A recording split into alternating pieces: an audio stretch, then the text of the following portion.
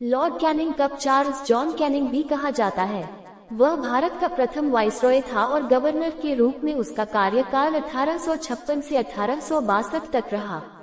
इस दौरान ही governor of India 1858 act pass हुआ, जिसके अनुसार governor of general of India को ही वाइसरॉय घोषित किया गया। ब्रिटिश ईस्ट इंडिया कंपनी से ब्रिटिश ताज को सत्ता हस्तांतरित किए जाने के बाद भारत सरकार के पुनर्गठन की कार्रवाई लॉर्ड कैनिंग की अध्यक्षता में हुई। उसे 1859 में अर्ल की उपाधि प्रदान की गई। 1861 के भारतीय परिषद अधिनियम द्वारा उसने अपनी कार्यकारी परिषद का पुनर्गठन किया और दायित्वों का विभागीय वितरण शुरू किया। लॉर्ड कैनिंग का जन्म 14 दिसंबर 1812 लंदन, इंग्लैंड में हुआ और मृत्यु 17 जून 1862 लंदन में हुई। ये एक कुशल राजनीतिज्ञ और 1857 के सिपाही विद्रोह के दौरान भारत के गवर्नर जनरल रहे। कैनिंग 1858 में भारत के पहले वाइसरॉय बने।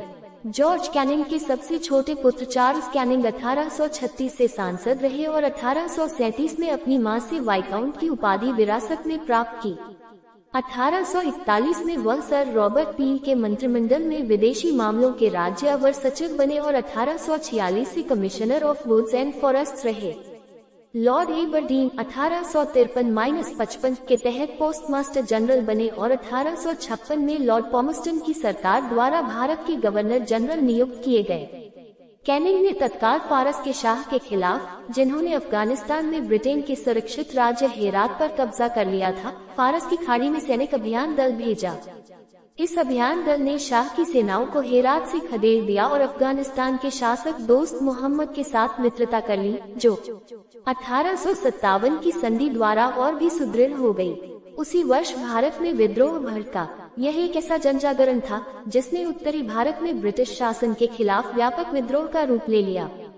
कैनिंग ने फौरन अतिरिक्त सहायक सेनाएं एकत्रित की, जिनमें चीन जा रहे ब्रिटिश सैनिक भी शामिल थे, और विद्रोहियों के मजबूत ठिकानों पर फिर से कब्जा कर लिया। विद्रोह के दमन के बाद कैनिंग ने भारतीयों को यह विश्वास दिलाने की कोशिश की कि उनका इरादा बदला लेने का न होकर सुलह करने का था। ब्रिटिश ईस्ट इंडिया कंपनी से ब्रिटिश ताज को सत्ता हस्तांतरित किए जाने के बाद भारत सरकार के पुनर्गठन की कार्रवाई कैनिंग की अध्यक्षता में हुई। उन्हें 1859 में अर्ल की उपाधि प्रदान की गई। 1861 के भारतीय परिषद अधिनियम द्वारा उन्होंने अपनी कार्यकारी परिषद का पुनर्गठन किया और दायित्वों का विभागीय वितरण शुरू किया। उन्होंने परिषद का विस्तार करके भारतीय गैर सरकारी सदस्यों के लिए जगह बनाए और भारतीय सेना को नया रूप देकर उसमें यूरोपीय अधिकारियों को भर दिया।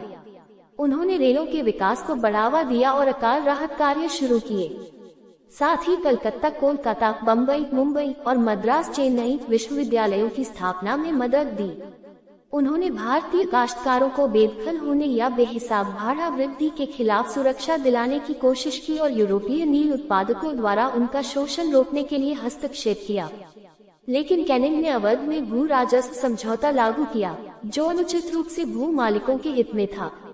अपनी पत्नी की मृत्यु नवंबर 1861 के बाद उन्होंने 1862 में अपने पद से इस्तीफा दे दिया। उनकी कोई संतान नहीं थी और उनकी उपाधि भी उनके साथ ही समाप्त हो गई। कैनिंग के महत्वपूर्ण कार्य इस प्रकार हैं। सैन्य सुधार के अंतर्गत कैनिंग ने भारतीय सैनिकों की संख्या घटाते हुए उनके हाथों से तोपखाने के अधिकार को छीन लिया।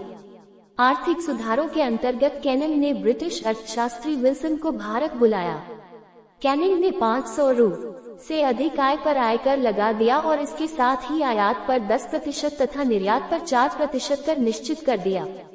नमक कर में वृद्धि कर दी तथा तंबाकू पर भी कर लगाया।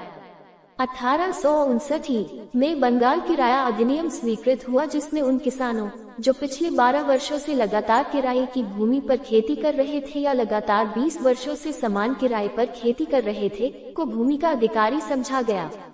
न्यायिक सुधारों के अंतर्गत कैनिंग ने इंडियन हाई कोर्ट एक्ट 1861 द्वारा बम्बई, कलकत्ता तथा मद्रास में एक उच्च न्यायालय की स्थापना की। मैकॉले के दंड विधान, जाब्ता दीवानी व जाब्ता फौजदारी को अंतिम रूप से 1860 में स्वीकार कर लिया। सार्वजनिक सुधारों के तहत कैनिंग ने रेल लाइनों, सड़कों व नहरों का निर्माण